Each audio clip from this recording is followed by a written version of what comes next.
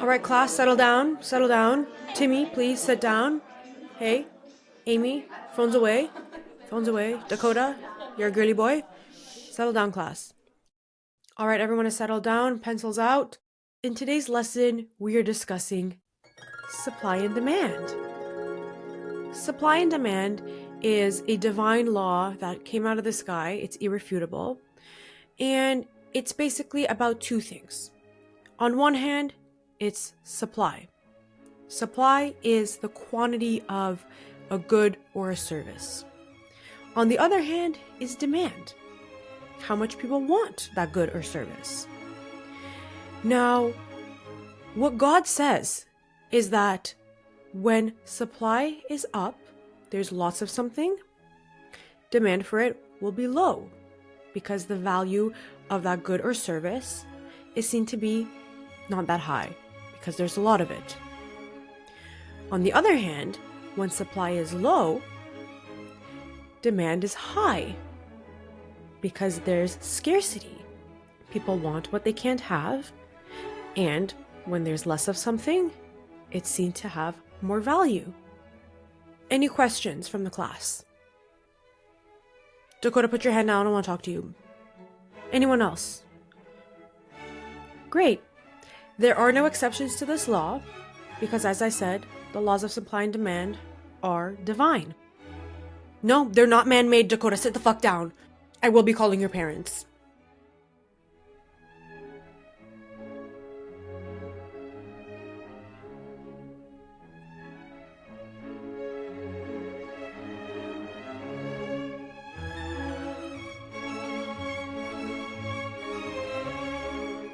Hello, everyone. Welcome back to another episode. Today, we are talking about Law 26.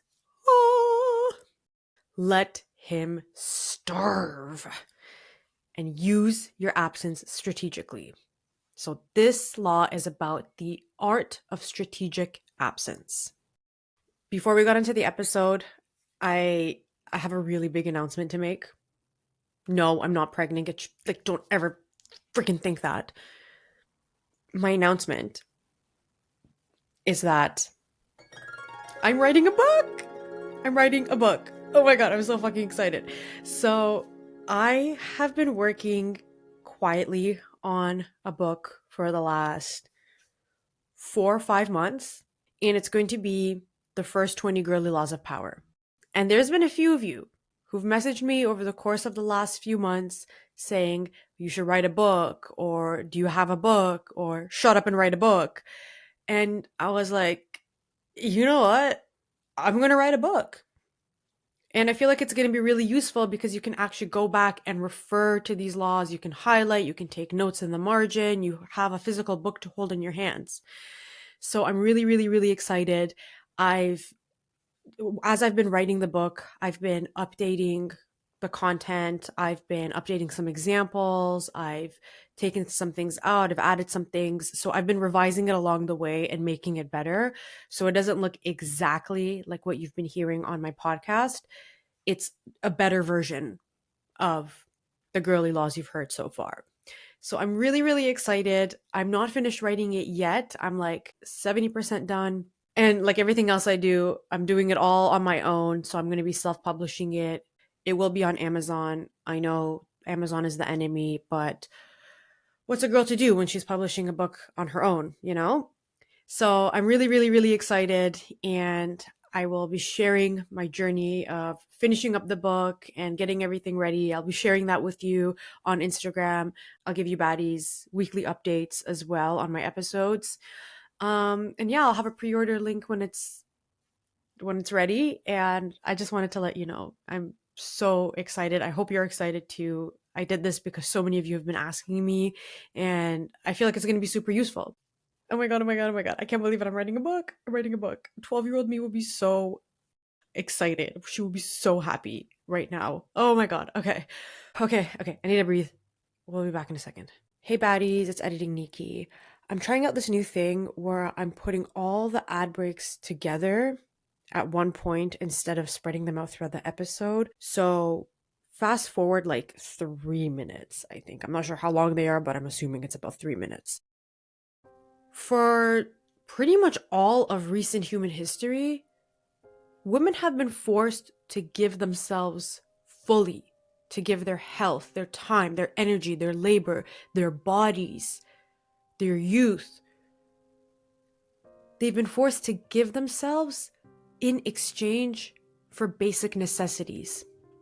And institutions like religion and marriage, even our understanding of romantic love, these have all worked to promote certain expectations of womanhood and of motherhood that require women to give themselves up for basic necessities, to obey her father so that she can have a roof over her head, to submit to her husband so she's not out on the streets after she's left her father's home. Even though we don't live in the same era as our grandmothers, although it's debatable, some places are regressing pretty fast, we are still governed by this black magic, by this superstition that if I give everything, I'll finally be enough.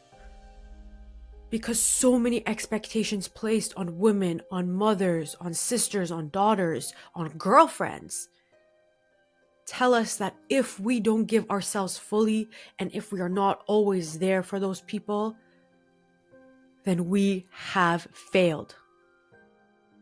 We're conditioned to give everything and to be on call in the way that we live our lives because we have to prove ourselves, because the onus is on us to prove that we are worthy. And how do we prove our worth? By constantly giving and being there, by being a ride or die. I don't know about you, but I'd rather die than ride out for somebody like that. I'm so sorry. Here's the thing.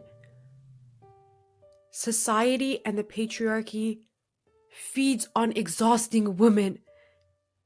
Because when you have no energy left, when you're depleted and tired and fed up and have nothing left to give,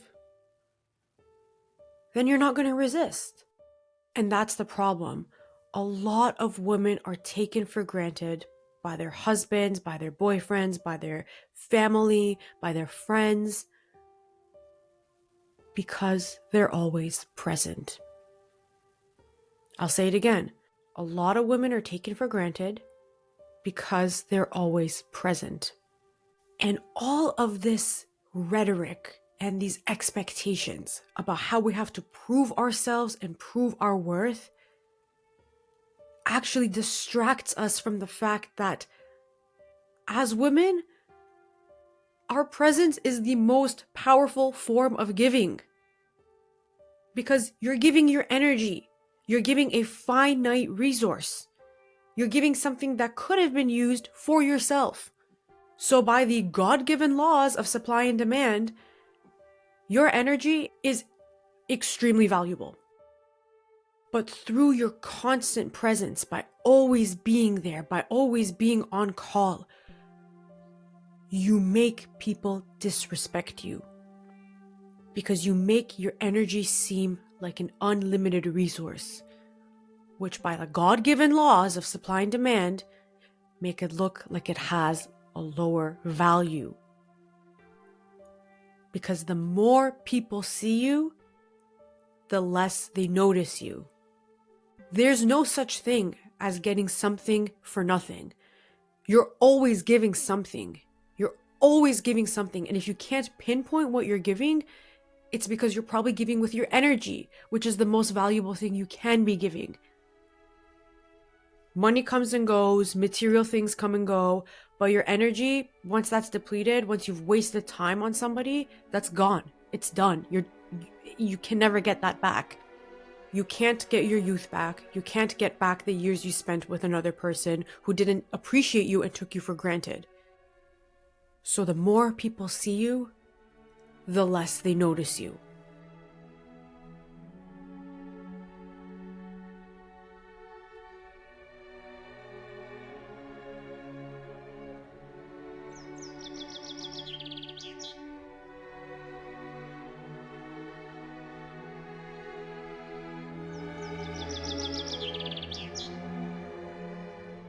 Somebody who does a really good job of using strategic absence and presence is Beyonce. Her entire brand is built on withholding her presence and releasing things on her own terms. In 1998, Destiny's Child released their first album called Destiny's Child, and Beyonce was very much promoted pretty heavily as the lead of the group. So that's when the saturation era started. Destiny's Child released 5 more albums. They were very successful. They were everywhere. And Beyonce was the lead of the group. And then in 2003, Beyonce dropped her solo album, Dangerously in Love. In 2005, the group disbands. Beyonce drops a couple more albums. And by the late 2000s and early 2010s, Beyonce has built a career for herself as a solo artist. She's a household name. She has a lot of success. And she doesn't need to have that saturation anymore. She doesn't need to be everywhere. So in 2012, she gives birth to her first child, and she retreats from the public eye. This continues into 2013. And then all of a sudden, out of the blue ivy, on December 13th, 2013, she drops a surprise album called Beyonce. I think we're seeing a pattern here of naming albums after ourselves. And this album drop took her fan base by storm because no one was expecting it. There was no promo, there were no singles, no music videos, nothing. It just dropped. And within 3 days, it sold over 600,000 copies. Side note, I don't know what it means to sell copies of an album because don't people just stream albums now? Like nobody buys physical copies of it anymore. I don't know. Anyway, this was a very iconic drop because artists normally do a lot of things to promote an album before it even drops. Think about how Sabrina Carpenter promoted her album that just dropped last month, assuming you're listening to this in September. She released singles, she released music videos, she had that godforsaken album cover, she had a release date.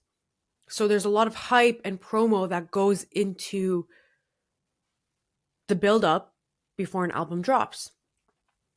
But Beyonce had none of that. She just decided, hey, December 13th, I'm going to drop this album. And every song is going to have a music video. Here you go. So she dropped this album, and then she was silent again. In 2014, the elevator incident happened where Solange attacked Jay-Z, rightfully so, run up and get done up. And Beyonce doesn't give any interviews. She doesn't go out into the press. She remains silent and absent. And then she addresses, very briefly, she addresses that incident on one of her songs. It was Flawless, the Flawless remix with Nicki Minaj. Of course, sometimes shit go down when there's $1 billion in the elevator.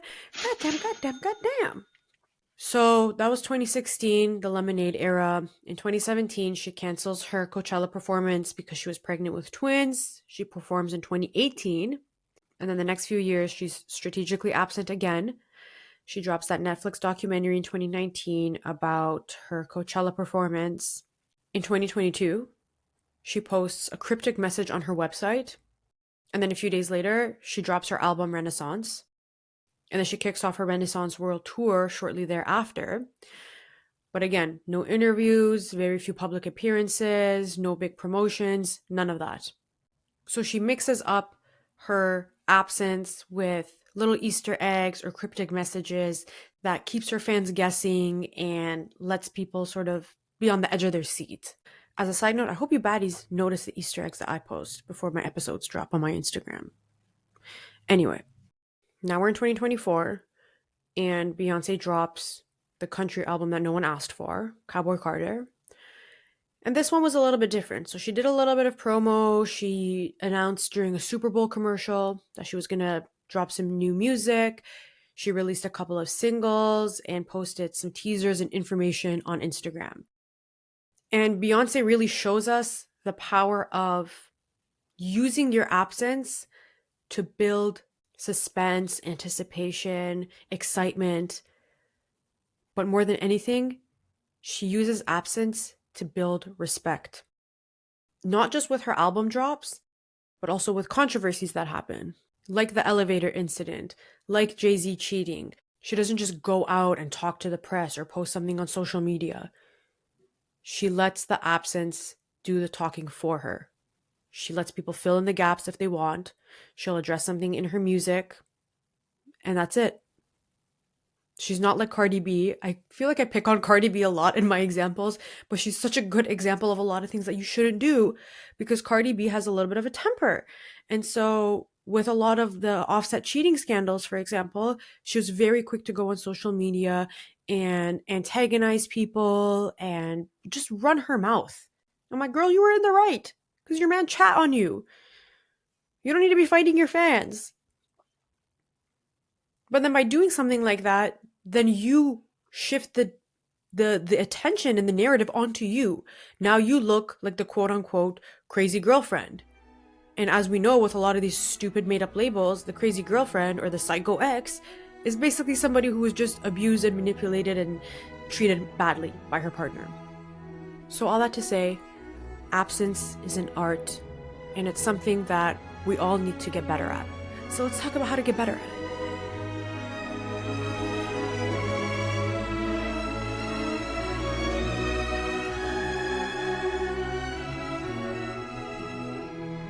You need to realize that you have a lot more power in your absence than you do in your presence.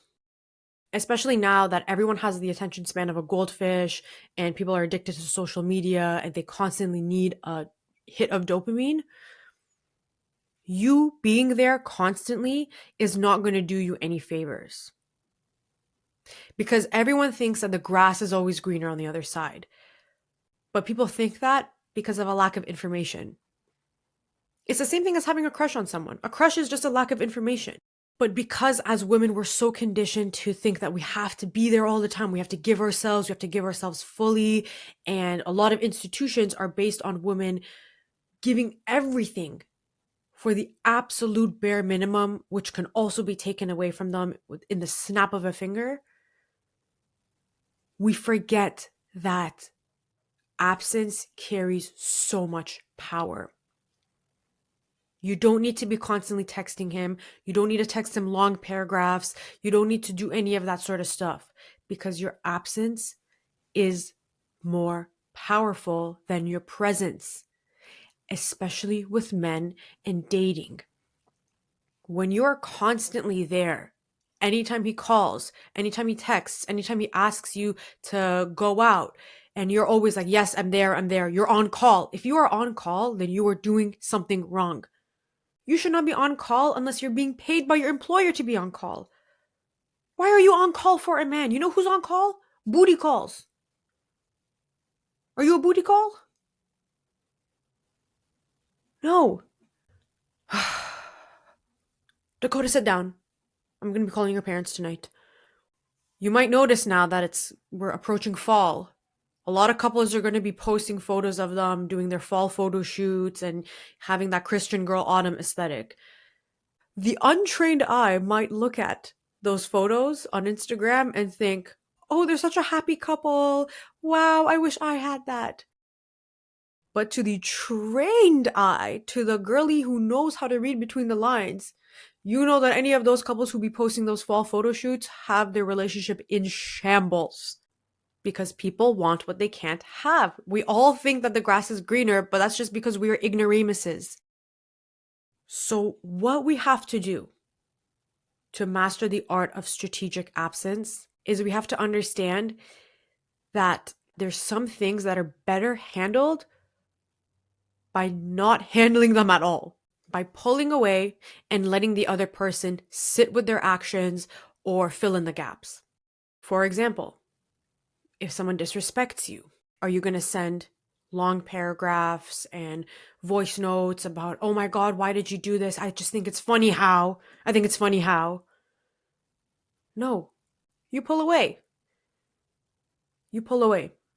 If you're the person at work who always gets extra work added onto their plate or who's always being asked, hey, do you have 5 minutes for a quick chat?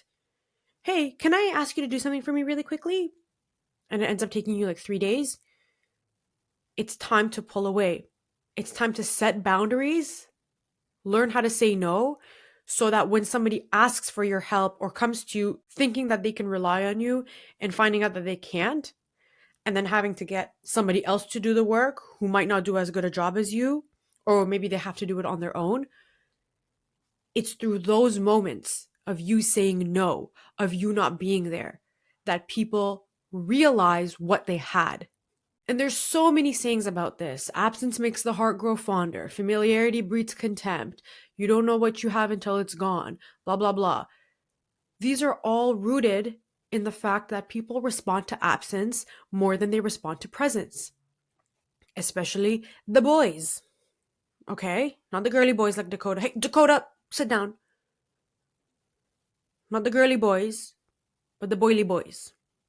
So that's what you're going to do. You're going to figure out when to withdraw.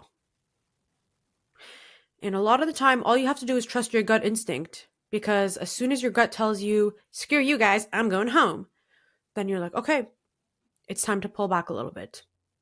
You'll know. You'll know. I can't sit here and tell you, okay, when somebody does this, you have to do that. It's very context dependent. It's very much dependent on what's happening within that situation, but you'll know.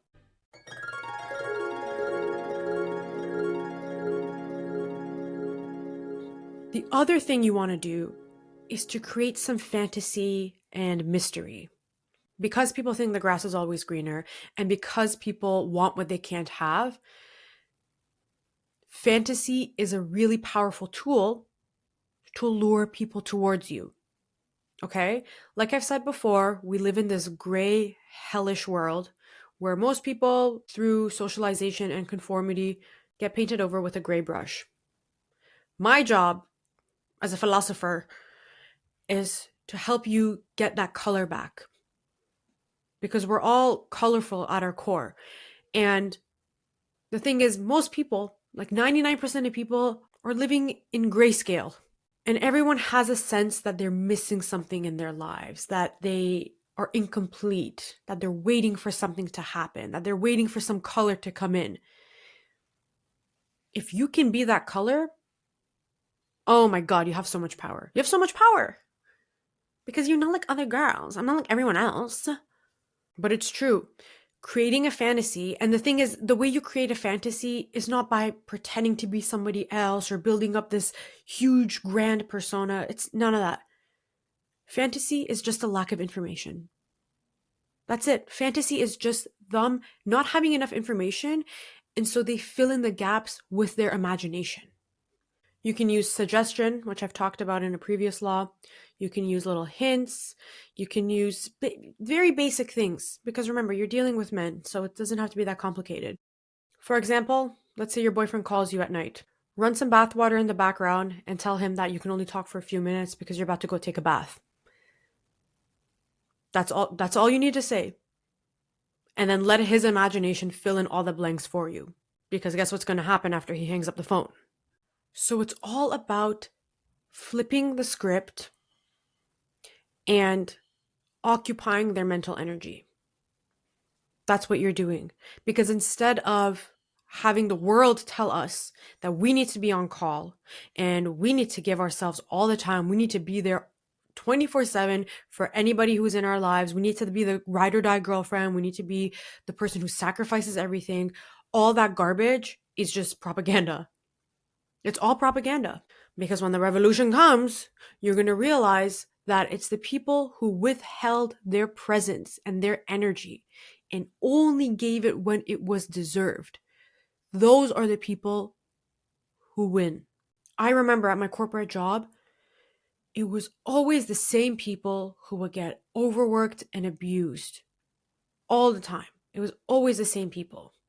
Because at some point, you don't even have to say yes anymore. Just your presence signals yes to people who want to use you.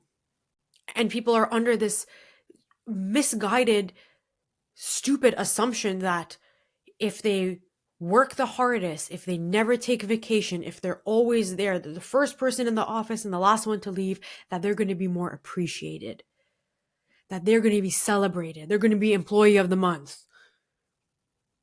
No, you're literally going to be the buffoon of the month because the more people see you, the less they notice you. Because at some point, your yeses are going to become an inadvertent no. You're going to be forced to say no, but it's not going to be on your terms. Maybe you get sick. Maybe you're drowning under a lot of work and you have to say no. Maybe you've burnt out and you just can't do it anymore. That's when people start to notice your absence and they're going to penalize you for it. Because remember what fell out of the sky? The laws of supply and demand.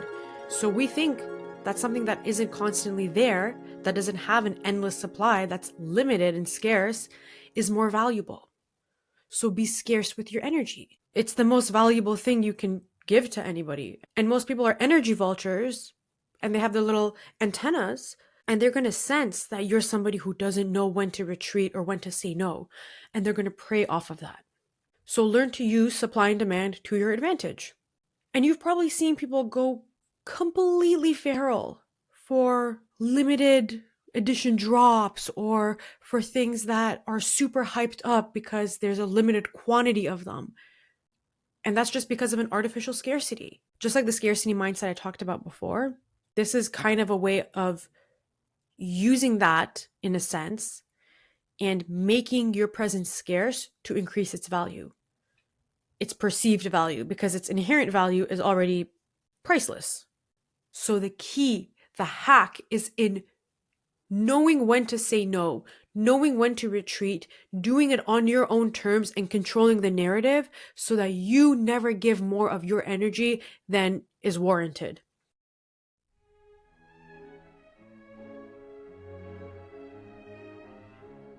So let's talk about some exceptions. The important thing to keep in mind here is timing. Okay? If you retreat too early, you might be forgotten. For example, if Beyonce used strategic absence in the early 2000s during her Destiny's Child days, or when she was still building up her career as a solo artist, people might have forgotten about her. So you have to master the timing. If you're starting a new job, it's important to give a good impression, and so you might have to say a few more yeses than nos, but it's still important to set a good precedent. However, in a new relationship, in early stages of dating, absence is still very important. So it's not too early for that. You still don't want to be available all the time. You don't want to be on call. You don't want to be constantly texting and calling and being at his beck and call. So that timing is important. With that being said, I'm going to wrap up this episode. I'm so excited for my book. I hope you are too. And I will keep you baddies along for the ride. I'll share some behind the scenes content and my progress. And I really hope to get this book out sometime in October. So I'll keep you updated. Again, it's a one-woman show, so I have to juggle a few other things and I don't want to get burnt out. So we're doing it. I'm doing the thing. And I'm looking pretty cute while I'm doing it, you know? Anyway, thank you so much for tuning in. Make sure to drop a 5-star rating if you love the podcast. Of course, if you love it, tell your friends. If you hate it, tell your enemies. And I will see y'all in the next episode. Or on Instagram, or on TikTok, or on YouTube. Just don't forget that you are the baddest bitch in any motherfucking building you step foot in. Until next time, stay bad. Love you. Bye. Dakota, sit down. And thank you so much for all the girlies who support on Patreon. I'm going to mix up the order this time. Shout out to Katya, Irene, Naomi, Nilufar, Adelaide, Adriana, Mina, Gemma, Priya. Oh god, I lost the order. Nadia, Faith, Amy, Simran, Melinda, Sophia with an M, Sophia with a K, Jada, Yael, and Amara. Thank you all so much for your support.